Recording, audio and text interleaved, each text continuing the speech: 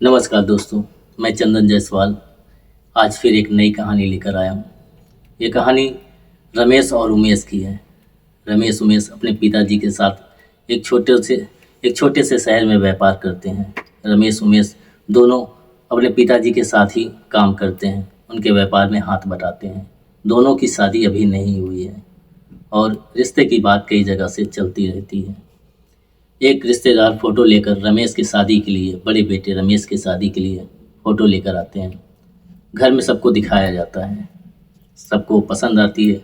रमेश से पूछा जाता है। रमेश बहुत ही शर्मीला और कम बातों करने वाला लड़का है। सबके अदब लिहाज, सबके सामने ना बोलना, ये उसकी आदत होती है। रमेश उल्टा होता है, 100 बातों को 1000 बातों में कर देना, किसी चीज़ के पूरे उधेड़ कर, किसी बात को पूरा उधेड़ कर पूछना, बहुत ही चंट और तेज। रमेश ही उमेश ही छोटा बेटा उमेश ही अब रमेश से पूछता है कि लड़की कैसे लगी। उमेश कहता है कि रमेश कहता है जैसे पापा मम्मी का मन हो वैसे मुझे क्या करना है, जैसे कहेंगे वैसे मैं शादी कर लूँगा। उसका मन जान लेता है। पापा भी पूछते हैं कि रमेश फ़ोटो में लड़की कैसी लगी तुम्हें। वो शर्मा जाता है। माँ कहती है पसंद है, चलो अब एक डेट रखो लड़की देखने के लिए। लड़की देखने के लिए तारीख रखी जाती है। मंदिर में लड़की बुलाया जाता है। सभी पूरे परिवार के साथ रमेश के पिताजी आते हैं और लड़की के पिताजी और परिवार आते हैं। देख दिखाई होती है, सबको लड़की पसंद आ जाती है, भा जाती है। उमेश कुछ अलग तरीके से उससे पूछता, परखता, बहुत सारी बातें उससे पूछता है। सब मजाक उड़ाते हैं और रमेश शर्माता रहता है। रमेश पूछता है उमेश पूछता है रमेश से, क्या कहूँ, हाँ कह दूँ? फिर वही जवाब मिलता है कि जैसा तुम्हें समझ में आए। सब समझ जाते हैं।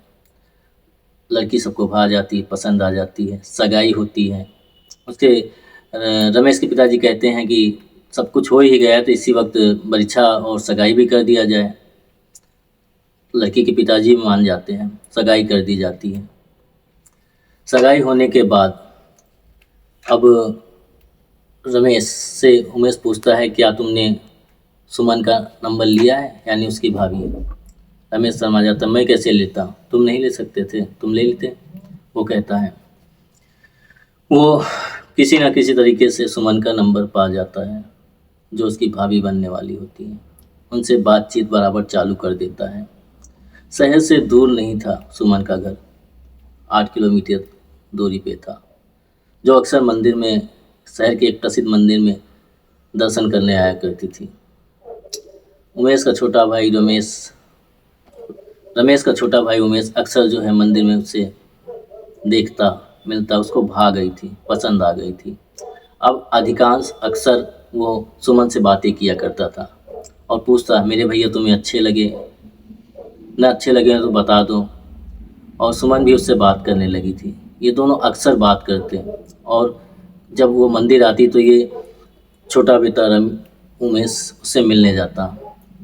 दोनों में प्यार हो गया था, बस इजहार नहीं था।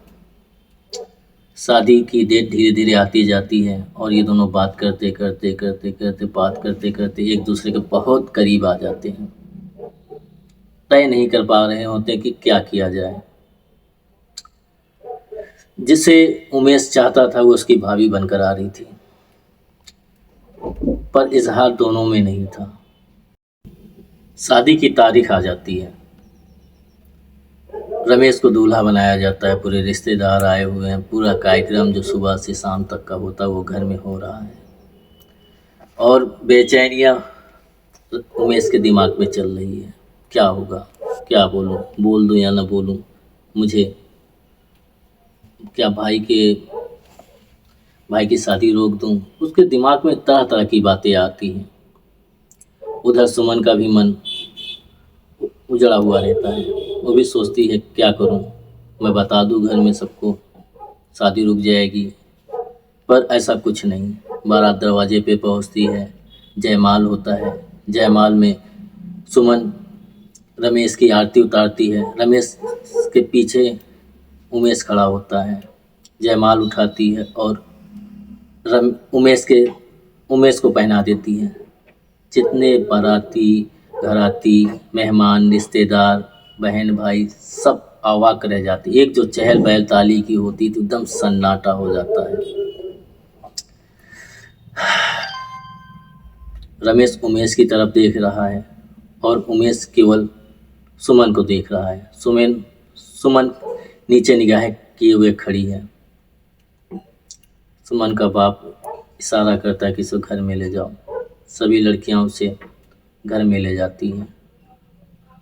अब उमेश के पिताजी और सुमन के पिताजी बात करते हैं कि मामला क्या है, जहाँ पर उमेश और रमेश को बैठाकर बात किया जाता है। कुछ नहीं बताता उमेश का, कोई जवाब नहीं देता। तो सुमन से पूछा जाता है। सुमन के पिता उससे पूछते हैं, तुमने उसे क्यों पहनाया जयमाल? वो घुट रही थी। उसने बताया, मुझे उमेश से प्यार हो गया था पिताजी, और उमेश मुझसे भी करता है।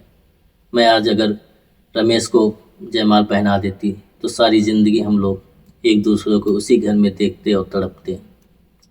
मैं फैसला नहीं कर पा रही थी, जो मुझे ठीक लगा वो मैंने कर दिया।